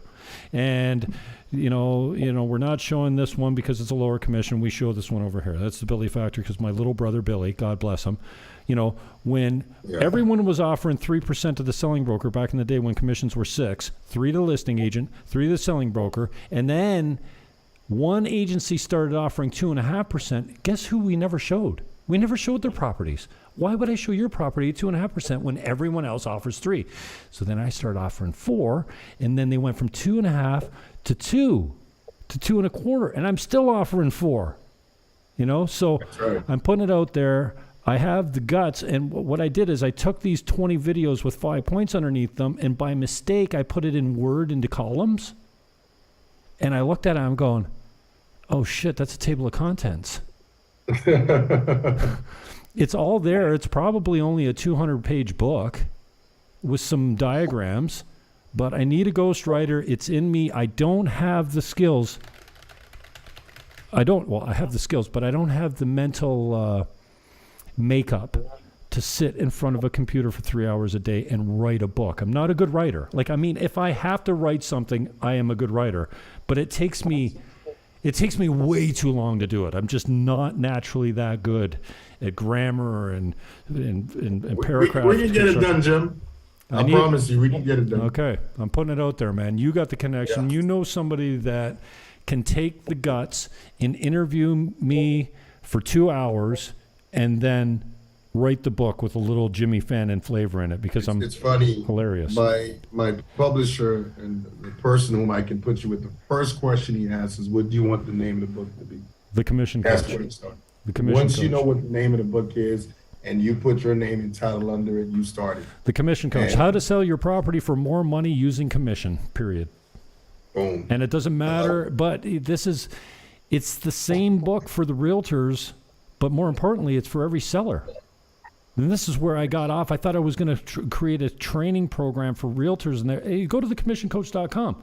You can sign up, and for $500, I'll teach you how to take 7% on every listing that you have already, and every listing moving forward is at 7% with 4 to the selling broker. And in your market, I can guarantee you, no one's doing 7%. No, and you know why it works? Because the vendor realizes why they want to offer more. It's the vendor that chooses it. The vendor's got to say, and this is the secret. There's one little trick. You're leaving the house, you got a 5% commission signed. You turn around and you say to the vendor, Mr. Seller, would you pay 10 points to get full pop? Yeah. Full price. Yeah. Yeah, I'll pay 10 points. Okay, sign here. Because they always leave a whole bunch of room for negotiating, and that's all we say. Listen, if I get you full pop, you got to pay a big rate, and if you don't get your full price, I'll teach you when the best time to negotiate with the agents are. So I'm just putting it out there. This is turned into a Jimmy Fallon commercial. Sorry about that. Yeah, no, it's giving pointers. This is what this is about. It's not just we're giving you information, we're giving you free knowledge. We're giving you proprietary information because we're just sharing right here outside of your normal viewers. You know, you have other agents watching, you have brokers watching. And let me tell you, man, this is the beauty about this type of environment that we're in, right? It's a team sport. We're working together. The goal is to, help buyers, of course, help sellers, move their properties, get what they feel they deserve, and actually leave, some room for, for us guys to make it happen. And at the end of the day, it is our motivation. We wake up every day. We have to feed our families. We want to work at the optimum. But at the same time, if you have a great system that works, you keep pushing it, you move it forward. And I like what you just mentioned. I think it's definitely worthy of a book, Jim, for sure. Good. So as I feel myself being pulled to the B12 addiction, tell me, what are the benefits? Why would I want to jab myself, and how often do I got to do it? Well, first and foremost, if you want to reach me, I got King AJ 305, right? And of course, you could go to my personal Facebook page, Mr. Andy Jean. At Facebook / Mr. Andy Jean. That's my handle. I'm not extremely active on Twitter like that. I got into some trouble on Twitter, so Twitter is where it's at, man. Twitter is like it's Arizona, man. But that's why I'm here. That's why I'm here. I just got all my Twitter accounts back. I'd rather listen to these birds tweeting about Elon. I harassed Elon, and I'm not saying that the reason he gave my account back is because I harassed him, but he did say he was given general amnesty, and he didn't do it. He said next week it starts, and then 3 weeks or a month later, we still didn't have general amnesty, and basically it was, if you haven't broken the law and you haven't broken spam rules, you get your Twitter account back. So all the big guys got theirs. Trump got his back, although he hasn't used it. Owen Benjamin's back. Well, Gavin McInnes isn't back yet. Alex Jones isn't back yet. But pretty much everyone, all the doctors that spoke out against the vaccine, they're all back. Yeah. So I was approaching 15,000 followers on my Twitter account for @JimFannon. That was amazing. Okay, I remember when I went over 10 grand, and my account was fire. It was built. MAGA built my @JimFannon account, right? Okay. And now @JimFannon lives, which was okay. So I had @JimFannon, I had @JimFannon Show, and then I had @Rock Our Town, and I had @Team Niagara, which was a real estate account. So as I kept getting targeted by lefties and suspended permanently, I kept going to my backup account. So my third account on Twitter now is fire. @JimFannon lives. It's fire, but now I can't broadcast live on that account for some reason. You got to go to @JimFannon Live, which used to be Rock Our Town. And so my old Team Niagara account now is at, I don't know, it's coming up on 7,000 or something. And when I got @JimFannon back about 2 weeks ago, I was terminated for 2 years. And the Jim Fannin Show just came back with no appeal, nothing. It just reappeared in my thing. That was weird. Oh, wow. But Jim Fannin Show was always small. I did live broadcast, and I didn't do much on that. Jim Fannin was fire, and it was almost 15,000. I have proof of it because I have a tweet where when I went over 10,000, and I was losing like 100 every day, up and down, up and down. I was fluctuating around 10,000. Then they terminated me.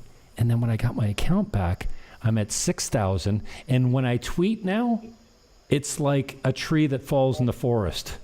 Like no one hears anything. There's no interaction. But my third account have been changed. Oh yeah, I'm done. I'm a ghost. I can't do anything at Jim Fannin, and I'm down at least 6,000 followers. So I'll throw something at you. Just that you mentioned this is like you mentioned Jordan Peterson, and he's a big talker. He speaks about the dark triad, and because of the internet, he's added a fourth from narcissism, Machiavellian, and psychopathy, and he just added a fourth to the crazy people out there who take joy out of using the internet to either bully people or make do things in hiding. So yeah, that was pretty interesting. Guilty as charged, but I never do it anon. It's always Jim Fannin. I always stand behind everything I say, and I've never deleted a tweet. So that's a real breed of maybe hybrid leftists. Do not go looking for me on Twitter. Do not. So, but yeah, it's so funny because it's real. It's it exists, right? You're being bullied on the internet, or you can't say what you feel like saying, or there's so much. It hurts. It hurts. It hurts my thin white skin so deep. I know. I mean, but I do think we are in a great space in life outside of being voices for for independent thinkers. I think it's just amazing that there's still a sliver of people that still live on planet Earth that understand, what's really happening around them and how things are somewhat orchestrated in so many different ways.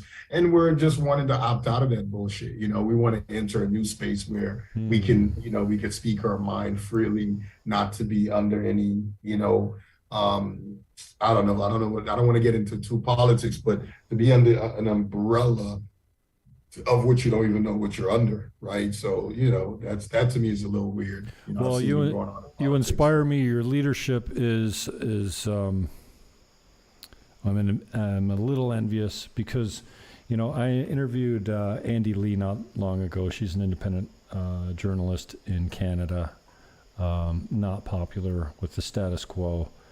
And she has this tactful way of presenting things that doesn't get personal like I do and isn't full of anger and hate like I am. And I told her, you've inspired me to the point where before I pull the trigger sometimes on Twitter, I think, Andy Lee would never tweet something like this. And I respect her tact. And so I'm proud that we've stayed away from politics, danced around it in a casual way, but not going, because, my mother, if she was still here, would say, Jimmy, who cares? You can't do anything about it. It doesn't matter who the president is, who the mayor is. It doesn't matter who your MPP is. Go to work, make money. You're talented. Pick a path and kill it. Because all that Green Party stuff, because I'm a 10-time candidate in Canada. Most of the time I was a Green Party, a political candidate. And dude, like I started out shaky. When they gave me the mic the first time at Seahow on Forks Road in Welland, I went like this. I drew the short straw, so I had to go first. I'd never done anything public speaking before, and I'm in a political debate with Terry St. Annam and Gib Parent. He was the Speaker of the House, Gibby Parent, and Don Johnson was the NDP, and then we had some flying natural law party yogic weirdo hippie, which was interesting. And they tossed the mic to me, and they went, Jim, okay, it's time to... And Pete Marine is probably still the program director over there. They slide the microphone over like this, and I go...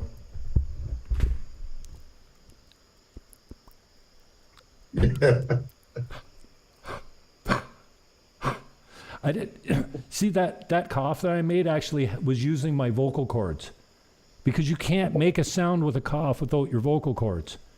But when your vocal cords are stretched so tight from nerves, a cough is silent, and your lips move, and air comes out, but there's no sound.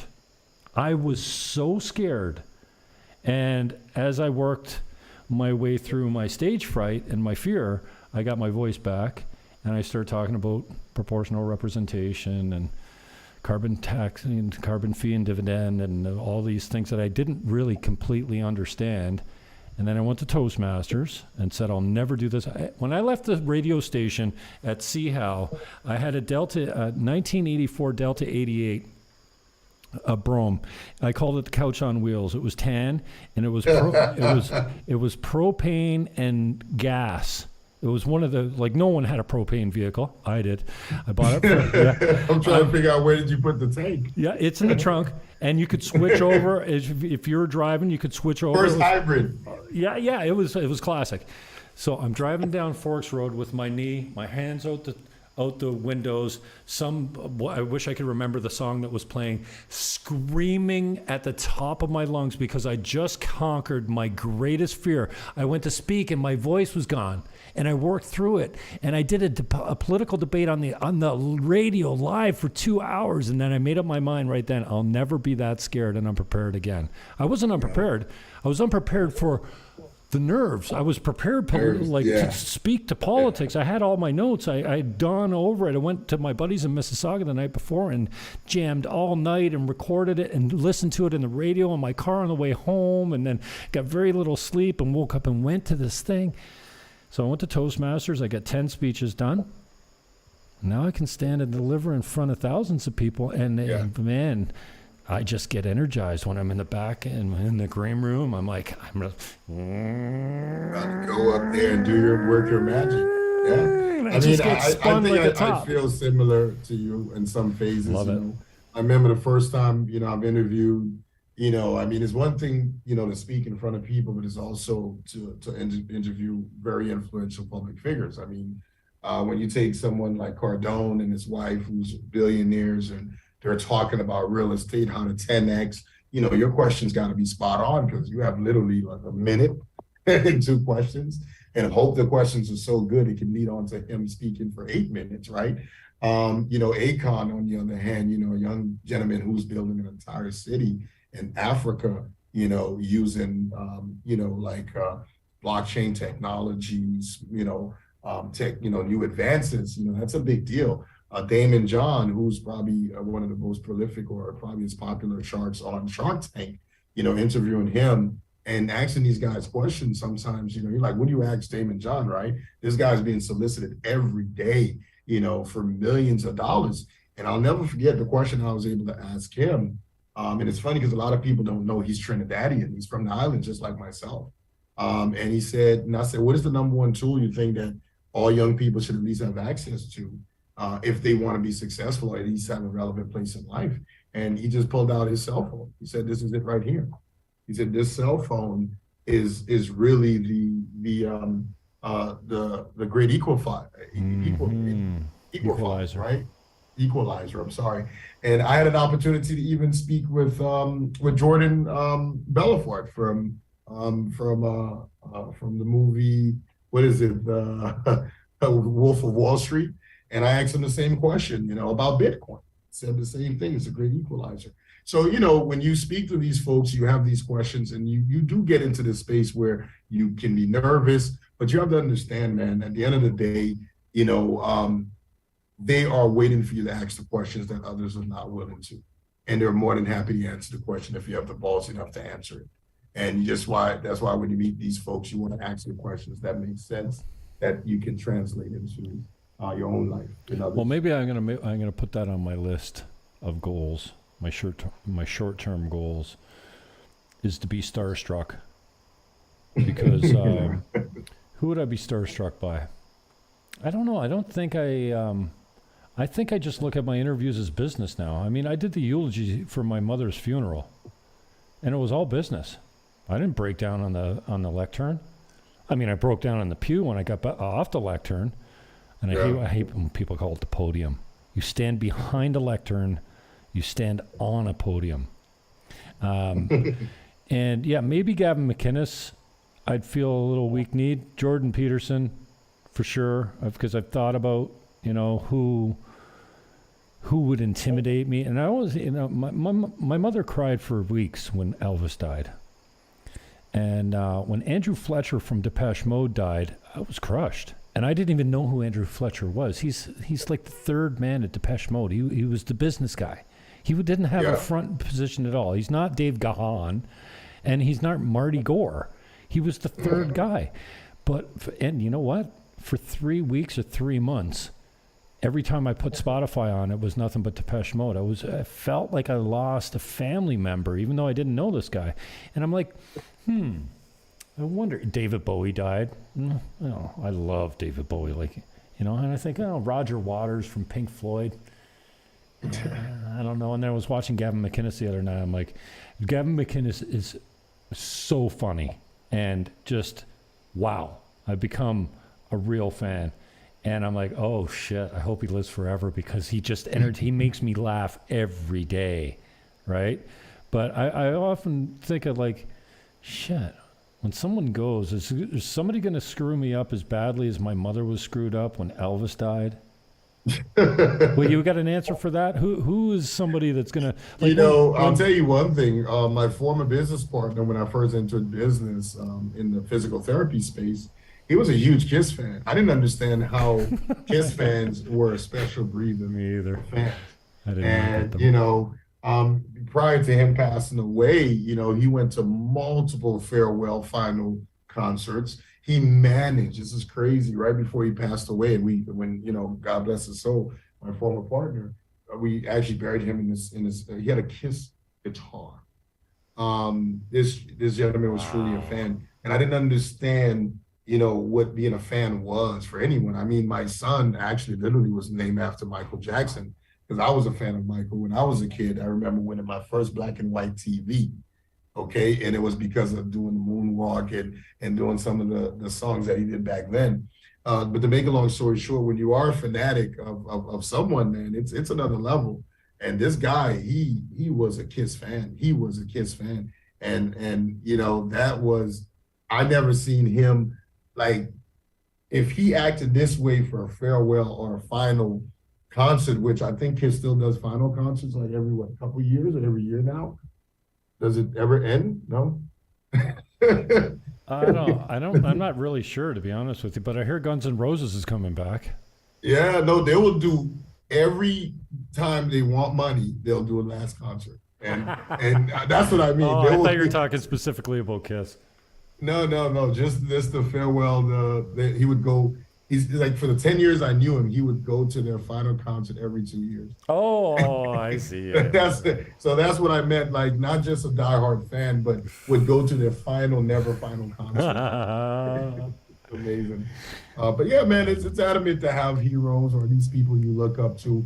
I've never been a big, have to chase celebrities, but it's been interesting because a line of work that I'm in sports, they come in my direction, and I've been blessed to meet so many and to see how human they are, believe it or not. There's not much fascinating about certain celebrities. They're human just like us.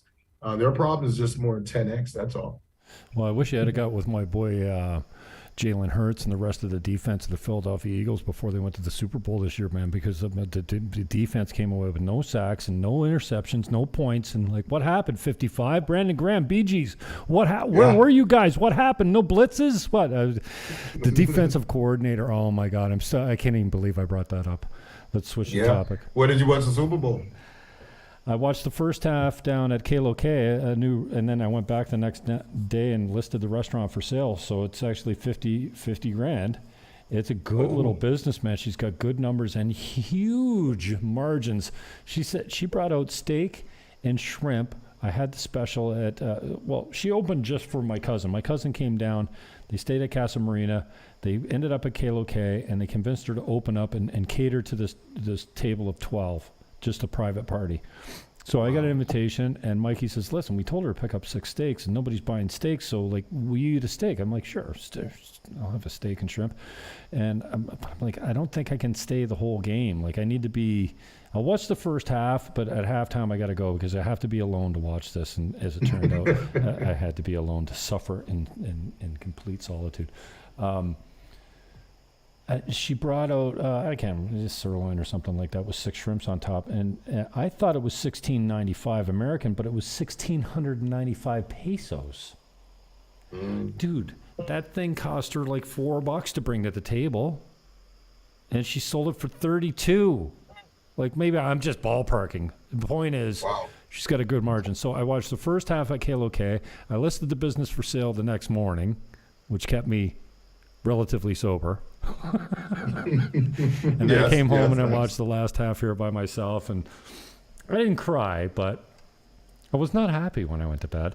And last night, 2 nights ago, they replayed Super Bowl 52, and I went to bed happy.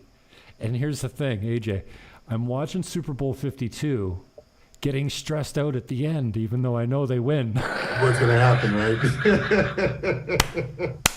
I think the worst Super Bowl I had, it's funny because I think it was many, many years ago. I mean, this was a controversial call when I think the Seahawks played the Patriots many, many years ago. Run the beast up the middle. Run the beast up the middle. Yeah, like, man, take beast mode. That was an automatic, and I don't know what the hell happened. But it was you know what happened? What happened? The coach happened. That's what right. happened. The coach is weak, man. Yeah. And I'm like, dude, that was like, and this is the crazy thing was my wife is from Boston, so she's a true Patriots fan. And I'm like a Dolphins fan who's still stuck in 1972. And, so when the Patriots is playing, I'm basically always opposing the Patriots, right? Yeah. Now, great. No, I'm willing to say greats are great, right? Brady is definitely the GOAT. Brady is the greatest athlete ever to play professional sports. Let's just call it now. Before he won his last Super Bowl, before 2 Super Bowls ago, I said he was the greatest football player ever to play. Forget quarterback. He had that a long time ago. He's the greatest professional football player ever to play. And now I'm willing to say that Tom Brady is the greatest professional athlete ever to do anything. Name a better one. There's never been a better one. At his age, for sure. He's definitely disappointed and made some people cry because of his consistency. Well, so yeah, you know what made me that. cry? I cried laughing when they threw him a pass on the sideline and he missed it. It went through his hands.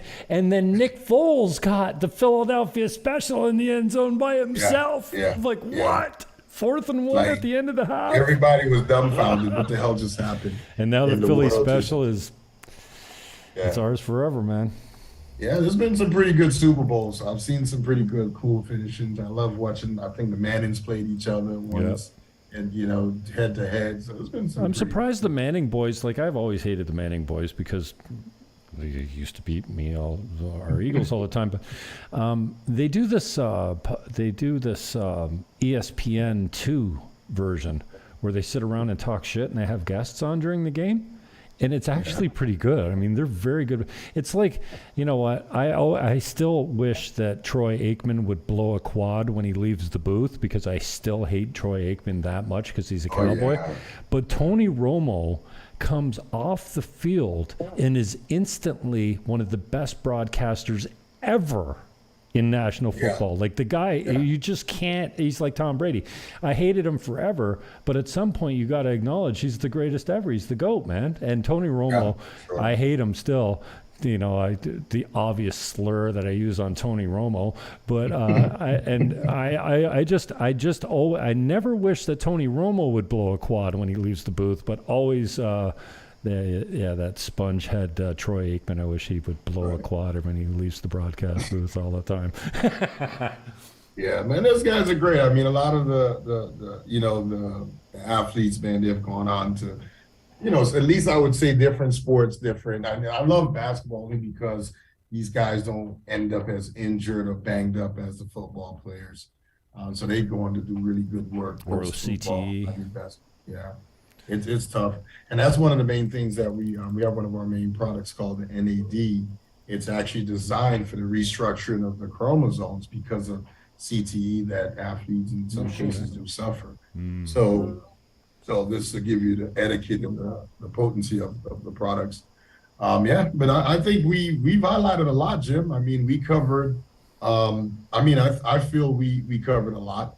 I feel that we were able to, at least in my point out. My guest is wrapping up the show for me. I'm not wrapping up the show at all. It's just, I know, but this is passionate to me because understand we started off with me weighing almost 400 pounds. Wow. Me being able to transition my family from one, a conglomerate system into something different and still be happy. Having the opportunity to be able to take my experience and translate it to others. I mean, I just think that's just great overall. So I want to say thank you, period, just for allowing me to speak up and be able to translate that information. It's been my pleasure, brother. And you never, God works in mysterious ways. And I was just scanning all the comments to look for someone talking trash or asking a question, but we have no comments. And that is not unlike any other show that I've done before. I'll just say that. I'm going to make this threat. I'm going to come back and do a Jim Fannin show, not tonight, but at some point soon. I haven't done one since September. Any broadcast I have done has been either with a guest like you or strictly about Dominican real estate. So I appreciate your time, man, your influence on my life already, just by being in the background and having this underlying commitment that makes me a better man. I know that sounds kind of hokey pokey, but I mean that because people drip on you and they lead in a very quiet way, and you've never told me to do anything or given me any advice ever, but you're a good example and I love you, brother. I appreciate you're Papa Chulo. Papi Chulo. Papi Chulo. You walk in my open house. My brother had to tell me, well, you know what Papi Chulo means? I go, no, because I'm singing it all the time. He says, it's Pimp Daddy. I'm like, oh, shit. All right, Papi Chulo. Papi Chulo, Papi Chulo. It's one of my favorite Chulo. songs. Hey, I'll take that out, but I just won't use it around my wife. Because they'll be probably just got slapped. Give my best to your lady and your boy, and I guess I'll see you two both, you three, both soon. And dude, yeah, it's a good conversation today. I appreciate the time, and I look forward to doing it again. And maybe we can bring some more multimedia next time. That was, No doubt. that was No, I pretty have slick. a lot under my belt. You got another stinger. We can play it for the way out. We probably can. Let me see. Do it, Take a man. quick Give me look. another stinger. One of the things too that I have to say that I'm a little bit enjoyed is we had an opportunity, Jim. A couple of us, we were able to go check out one of those projects. And it's always good to kind of maybe give people a nice little visual towards the end.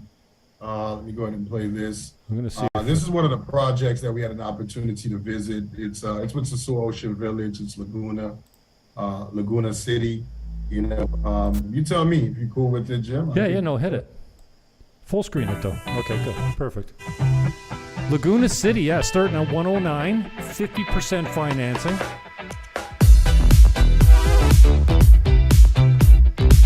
I hope the music's not copyrighted. I'll get cut.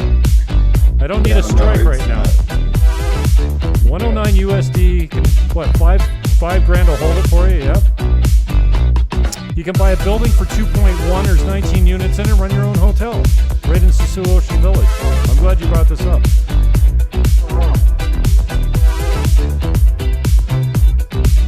It's going to be a nice unit. Park's designed like New York City, Central Park. Well, styled after it. Inspired by it, let's say.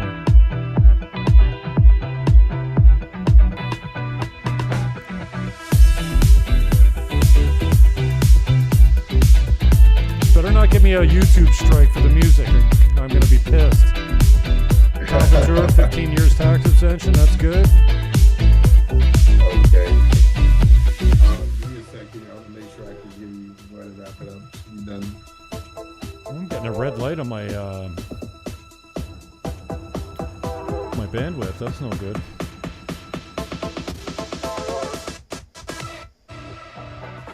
Well, maybe because you're sharing. Okay, so I'm going to share this with you now. Watch this. This is the only stinger that I've got. Let's see. Share screen. Let me see if I can do this on the fly. Share screen. Host disabled screen sharing. Oh, you're a big meanie. I would have to give you host. I would have to pass on to you. I can do it. It's up to you. Oh no, I'll play it. I don't need your permission. You just won't be able to watch it. No, it's for it to show on the screen. This is my stinger. Okay, one moment. Let me go ahead and pass it on to you. It's too late. I already played it. It's only it's only 10 seconds long. My buddy made this for me. Sure did. That's my stinger.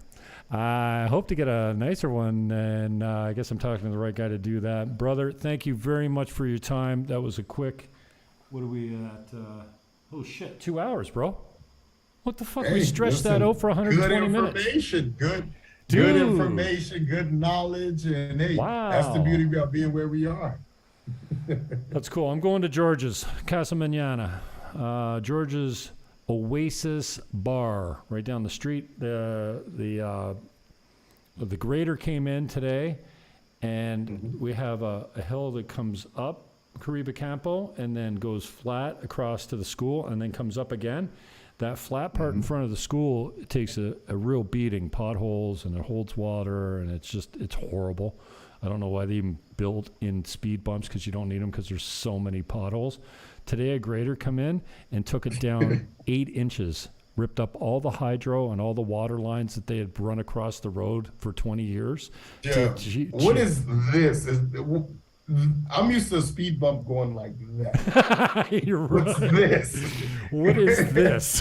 This is a drainage ditch. Okay. That's what I'm used to it being And called. they act This as is a speed replacement bumps. of a speed No, bump. that's a drainage ditch. Yeah, it just lets water go across the road, man. Wow. It's crazy. Wow. And all this driving around I did for a buddy of mine that was down here, all the time I hit one, because I know where they are basically, but I was coming back through Sabaneta or whatever, just before coming back from this private beach that I take all my people to. It's like drive up to your own private hut on the beach. Like there's not too many places you can take your car on the beach. And this is about 45 minutes away from Sosua, and that's my secret spot. And you can walk forever down this beach. And just up the hill is a little restaurant. And they'll wait on you all day, bringing you 200 peso Cuba Libre. But on the way home, coming through the turns, and it was dark, and I came through one of these towns, and I went, boom, boom, guys. and I'm like, oh, I hit one speed bump the whole time without seeing it, man. Yeah. Anyways, brother, I love you. Thanks for the time. This will be an interesting show to watch back. Maybe I should watch our first interview back, but I feel like we accomplished more tonight than we did when we were sitting in the office, because it was kind of like a spur of the moment thing. We had a little bit more lead time this time, and I appreciate the way you are, man. Thank you for the influence on my life, AJ. I love you. I'm gonna go cry now. I'm gonna go cry into a bottle of Brugal. Hey, let me just give a big shout out to the entire Viva team. You know, Clayton, big shout out to him. You know, I definitely marvel what he's doing with the team, the company, and all the different agents that's part of this big movement. You know, I love the energy there.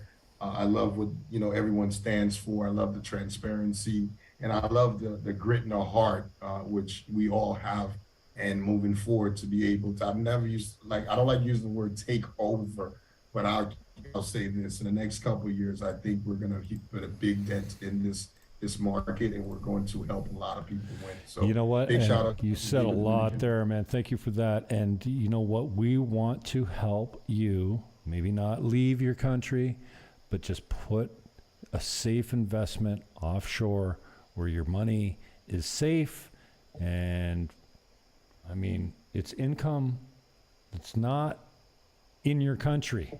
You set up a Dominican bank account and your income stays here.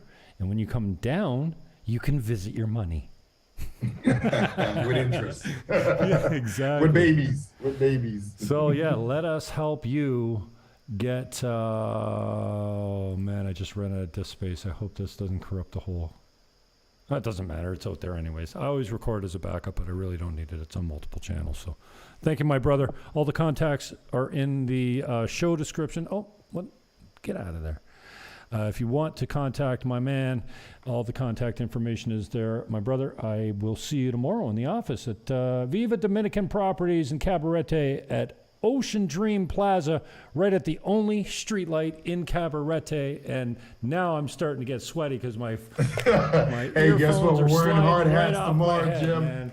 We're wearing hard hats tomorrow. Oh yeah, we're going to Casalinda site. Connections tomorrow. Yes. What time is that? I think it's midday. I'm not sure. I have to look at the schedule, but I know we're wearing hard hats. Maybe we'll do a little impromptu live YouTube on the Dominican channel, on the YouTube channel tomorrow. I'm so done with Facebook. I'm done with Meta.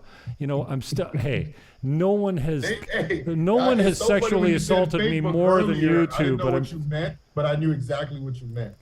Yeah. I met it. You met it. And yeah, so maybe we'll do a little live from Casalinda, from the fourth floor of an ongoing construction site where you can get in for the low price of $230,000 American and have a good ROI and a 70% guaranteed occupancy rate. And then you can come down and visit your money and your investment. Right. You don't even need to come to the island to buy property. You can visit your property for the first time a year after you buy it, after it's put $50K in your bank account. Yeah. And we can help you do it all. From renting it, to picking you up at the airport, to teaching you where you find Gucci shoes.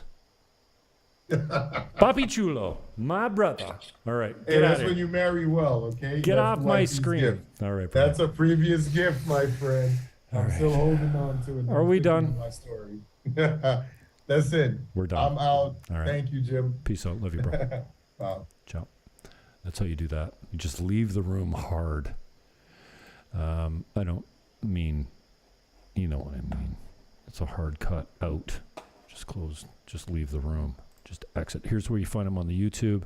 Here's the B12 Store. Here's Andy Jean, Mr. Andy Jean. And here's his link tree. All the links are in the description. And here is his fake book. I'm Jim Fannin. Peace, love, hug your neighbor. And what? Masking your children? Is that still a thing? If it's still a thing, stop doing that thing. It's not cool. I'm out.